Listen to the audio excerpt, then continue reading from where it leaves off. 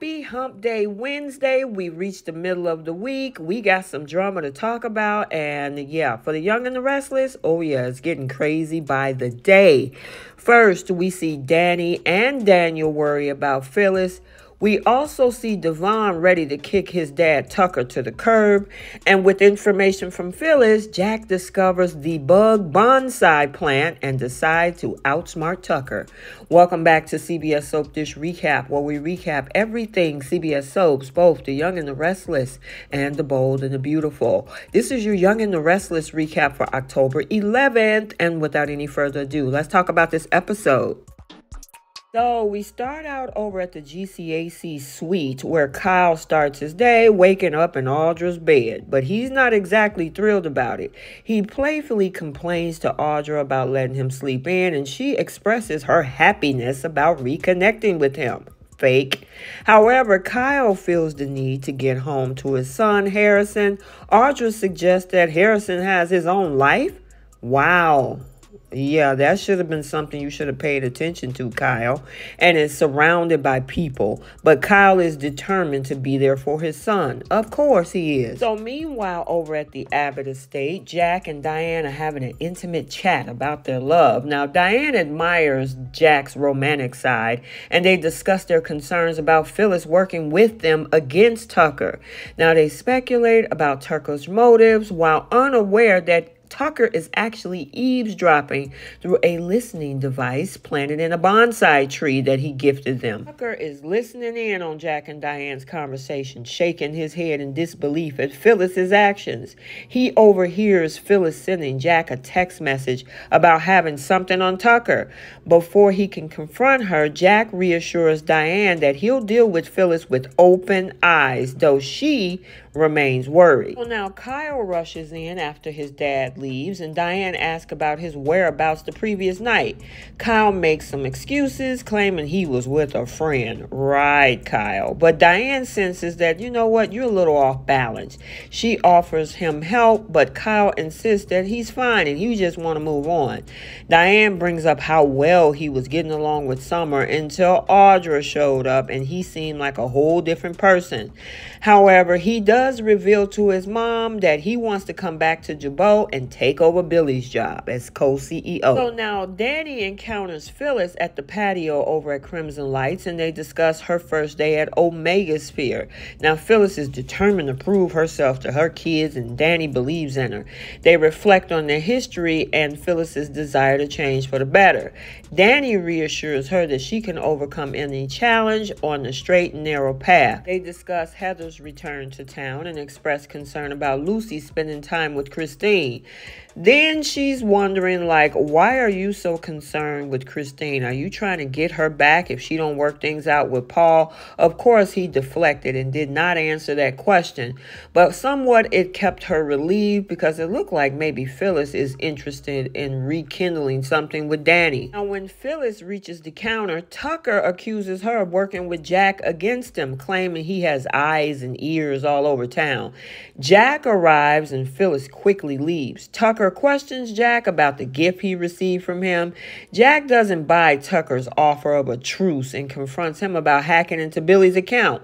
Tucker, of course, tries to deflect, claiming his innocence, knowing that he has a listening device in that man's house. Now, Jack meets up with Phyllis over at Society and discusses her hacking into Tucker's computer, revealing his recent purchase of a listening device.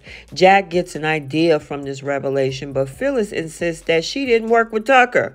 They acknowledge that they're not on solid ground yet, but Jack thanks her for her help and left her standing. Now, somebody is listening, none other than Danny, as he overhears part of Phyllis's and Jack's conversation and asks her what she's up to.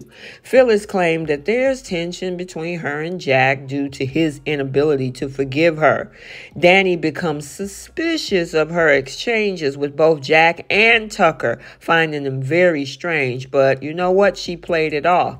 And just in that moment, not only Danny was there, but their son Daniel showed up asking questions too. Speaking of Daniel, earlier at the penthouse, Daniel expresses his worries to Lily about his mom working at Omega Sphere. Now, he's on edge despite that it's being his idea for his mom to work there. Now, Lily tries to remain optimistic, but Daniel is skeptical and don't know if he can even trust his mom, and I don't blame him.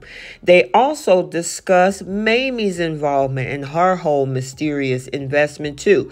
Then they have a little quick intimate moment before she has to take off for work, and they agree to meet for lunch. However, Daniel forgot the little bit of a secret that he has to tell Lily about that Heather reminded him about through a text that she is excited about her and Lucy coming back to Genoa City. So now Devon and Abby are at the park with their son discussing the need for more date nights. They chat about Abby's mom and her improved relationship with Diane, who saved her life. Devon is unsure, though, about his father, Tucker, and how he would react if he saw Ashley and feels that he was a better man when he was with her and in a better place. Abby and Devon talk about Tucker and Mamie's possible connection, and they both wonder if Mamie would even get involved with Tucker. They acknowledge that anything is possible when it comes to Tucker. Devon is conflicted about his dad, but agrees to support him regardless of his decisions. Now, Lily joins Devon and Abby in the park, fawning over their son, Dominic. Now, she informs them that Jill went to Detroit to investigate Mamie and LLB. Devon reveals that he saw Mamie and Tucker sharing a moment, but then it was brushed off when he confronted Tucker.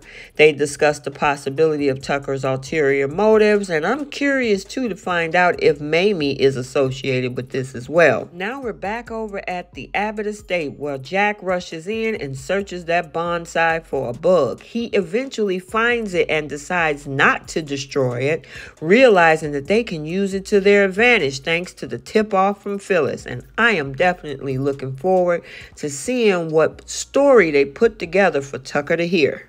Finally, Tucker meets Audra over at the GCAC for breakfast and complains about Jack's attempt to make Phyllis a double agent. He questions Jack's trust in Phyllis because he's thinking like, well, if she hacked into the system, why would Jack trust her for anything? However, Audra is confident that Tucker can stay ahead of the game and reveal Kyle's aspirations to take Billy's job out of Jabot. That was the stupidest thing that he could do or say right after not realizing that this girl is being used as a way to lure him in. Boy, boy, boy. The question is, can Jack find out that piece as well? He found out about the listening device. He needs to also uncover the other side of this story, which is Audra getting information out of Kyle. Okay, so there you have it, your Young and the Restless recap for Wednesday, October 11, 2023. Stay tuned for the Bold and the Beautiful recap also for today. And until the next video, like, comment, and subscribe, and we'll see you next time. Bye.